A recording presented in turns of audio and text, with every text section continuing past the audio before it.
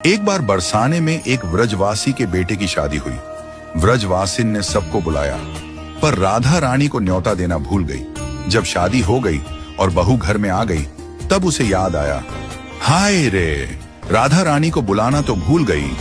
तब वह राधा रानी के पास गई और बोली, राधा रानी, माफ कर दो, मैं आपको बुलाना भूल गई। राधा रानी बोली, कोई बात नहीं, अभी अपनी नवेली बहू कैसी है? व्रजवासिन बोली, अभी अपनी नई बहू को बुला कर लाती हूं। व्रजवासिन के आने से पहले ही ठाकुर जी उसके घर गए। उन्होंने दुल्हन का श्रृंगार करके बहू को सुला दिया और स्वयं बहू बनकर घूंघट ओढ़कर बैठ गए। व्रजवासिन जल्दी घर आई और बहू से बोली, राधा रानी तुझसे मिलना चाहती हैं, तू जल्दी चल। कृष्ण दुल्हन के रूप में घूंघट के अंदर से बोले, राधा जी ने मुझे याद किया है, पर मैं घूंघट ओढ़कर ही जाऊंगी उनके पास। दोनों जब महल पहुंची तो सास ने बहू से कहा, ये व्रज की रानी है, राधा रानी। बहू जब किशोरी जू के पास पहुंची तो सास ने कहा, किशोरी जू के चरण स्पर्श करो और उनका आशीर्वाद लो। चरण स्पर्श की बात सुनते ही ठाकुर जी बहू रूप में पुलकित हो गए और किशोरी जू के चरणों में झुक गए। किशोरी जू ने मंगल आशीर्वाद दिया। फिर सखियों के हाथों सुंदर मणि, मोती, गहने, मेहंदी, 16 श्रृंगार और नए वस्त्र मंगवाए दुल्हन की मुख दिखाई के लिए। राधा रानी ने कहा, यह तुम्हारा उपहार है, अब अपना मुख दिखाओ। दुल्हन ने घूंघट में से सिर हिलाकर मना कर दिया।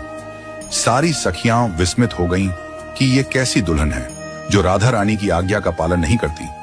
राधा रानी बोली, मुख दिखाई का उपहार कम लग रहा हो तो और दे दूंगी, जितना चाहे, पर मुख तो दिखा दे। बहू ने फिर सिर हिलाकर मना कर दिया।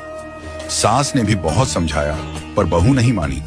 मुख दिखाने को राधा रानी बोली, अगर कोई तकलीफ हो तो मुझे बता दे। सखियां बोली, बड़ी हट्ठी है दुल्हन। ये सुन राधा रानी की अधीरता बढ़ गई। उन्होंने अपने गले का हार भी बहू को दे दिया, पर बहू न मानी। राधा रानी बोली, मैं तुझे अपने साथ ही रख लूंगी, अपनी सखी बनाकर, पर अपना मुख दिखा दे एक बार।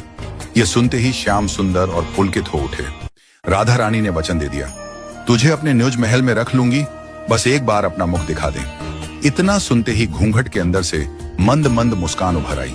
सारी सखियां और मंजरियां ओढ़नी से मुख छुपाकर मुस्कुराने लगी। किशोरी जू के आनंद की सीमा नहीं रही। सभी ने नई बहू का जोरदार स्वागत किया। श्याम सुंदर लज्जा के मारे फिर से घूंघट ओढ़ ली।